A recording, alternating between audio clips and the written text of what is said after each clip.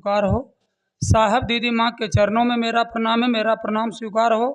अंतरिक्ष में जितने भी संत आत्माएं हैं सबों के चरणों में मेरा प्रणाम है, मेरा प्रणाम स्वीकार हो। मासिक बैठक उपस्थिति में सभी भाई बहनों को मेरा प्रणाम है, मेरा प्रणाम स्वीकार हो।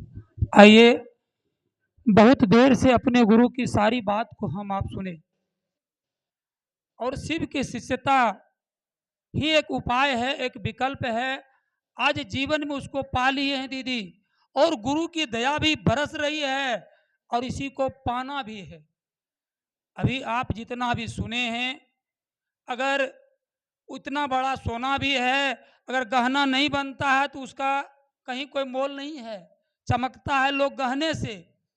आज अगर साहब हरेंद्र पूरे आज सबको चमकाने के लिए तैयार हैं, अगर गुरु कहाँ दिखते हैं तो अपने शिष्यों में दिखते हैं। आज शिव गुरु की शिष्यता ही एक उपाय है। आज मेरे आप के अंदर सारे चीज होते हुए भी हम आप आज बेचैन हैं। अभी सुने ने कि रोटी कपड़ा मकान के लिए तो साहब दे दिए, लुटा के दिए, कि कहीं कमी नहीं है, फिर भी मेरे आपके पास संतोष धन नहीं है। कितना हो जाए फिर भी कम है। इसी हाल में हम आप चल रहे हैं, और इससे अगर निजात चाहते हैं तो ये गुरु ही देंगे। जिनके पास जो है वहां इतनी वो चीज मिलेगा।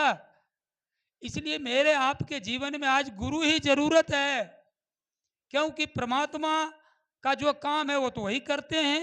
अगर ईश्वर का काम है बनाना, चलाना और मिटाना, तो हो रहा है, और वहां से फैसला भी है। खाली बनाते चलाते मिटाते नहीं है।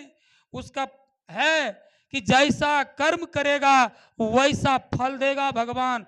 वही कर्म फल मेरे आपके साथ है। सब अपना अपना ही कमाई का फल ले रहे हैं। चाहे जो भी मिल रहा है, इससे हमको आपको घबराना नहीं है, क्योंकि ये शिव शिष्यता की बहार जो आया है, आज मेरे आपके अंदर सारे समस्या का हल मिल गया है, निदान आ गया है। हमको आपको आज परेशान होने की बात नहीं रहा है।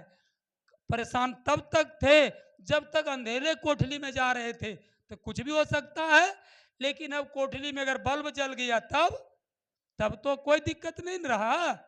अब यहाँ कोई दिक्कत मेरा आपका नहीं होगा, क्योंकि जैसे मेरा आपका संबंध उस शिव से गुरु और शिष्य का बनता है, तो वो गुरु के कुर्सी पर क्या देते हैं?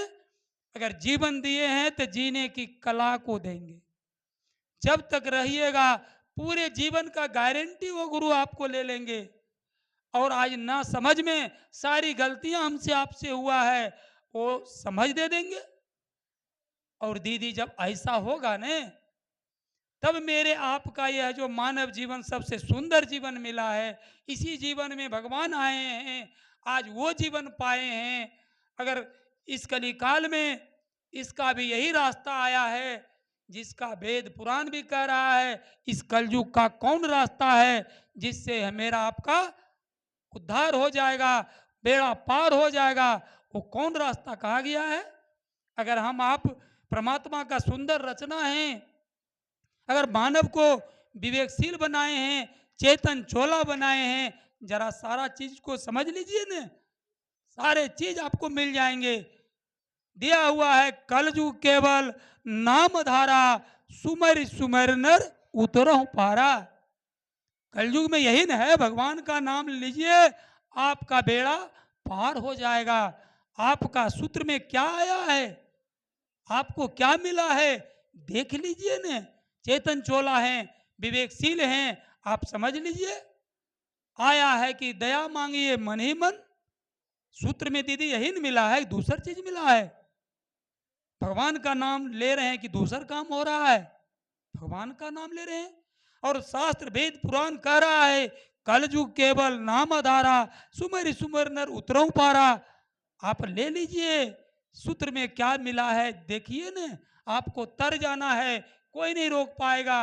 क्योंकि जैसा भगवान का मर्जी है उससे थोड़े दूसर चलेगा, दूसर नहीं चलेगा। इसलिए दूसरा सूत्र को देखिए, गप कहा गया है। क्या करिएगा अपने गुरु गप में? अगर गुरु का आदेश है, अगर दया चाहिए, नमः शिवाय का परिणाम चाहिए, तो मालिक का आदेश क्या है, आपका गुरु का आदेश क्या है? जाओ गप करो, जप तप साधना आराधना, जितना फल आपको चाहिए आपको गप में हम देंगे। तो गप में क्या कहिएगा, आपने गुरु शिव को बनाए हैं, यही संदेशा तो आपको देना है कि दीदी मैंने शिव को गुरु बनाए हैं, आप भी बनाइए, हम दया मांगते हैं, अपने गुरु को नमः शिवाय से प्रणाम करते हैं। यही 3 बात कहिएगा दीदी। चौथा और आपको कह सकते हैं, क्या कहिएगा?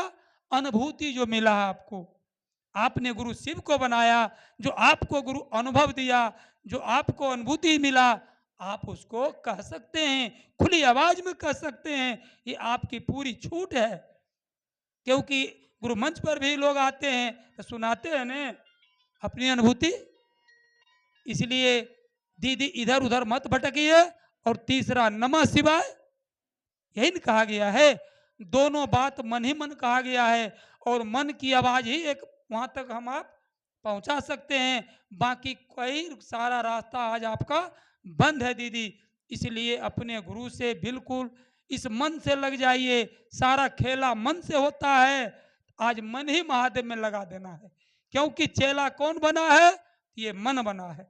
ये मन को जितना पक्का गुरु के साथ कर लीजिए, आपका यहीं से सारा चीज आज पूरा होते चले जाएगा। हम आप राजमार्ग का राही हो बन जाइएगा, और अपने इस रास्ते पर साहब का जो रास्ता आया है, आओ चलें शिव की ओर, इसी रास्ते पर चलकर हम लोग को बढ़ते चलना है। और साहब तो कहे हैं, तुम 1 कदम बढ़ाओ 100 कदम तुमको ले चलेंगे और मंजिल तक पहुंचाएंगे। अब कितना बड़ा जिम्मेवारी चाहिए। अब तो हम सबों को अपने साहब के बताए रास्ते पर, इस राजमार्ग पर चलते चलना है, बिना रुके बिना थके, हंसते मुस्कुराते अपने राजमार्ग पर चलना है।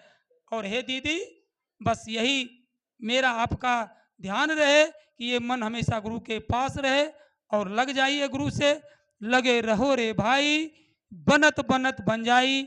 अपने वाणी को विराम देते हुए गुरु के चरणों में मेरा प्रणाम है, मेरा प्रणाम स्वीकार हो। साहब दीदी माँ के चरणों में मेरा प्रणाम है, मेरा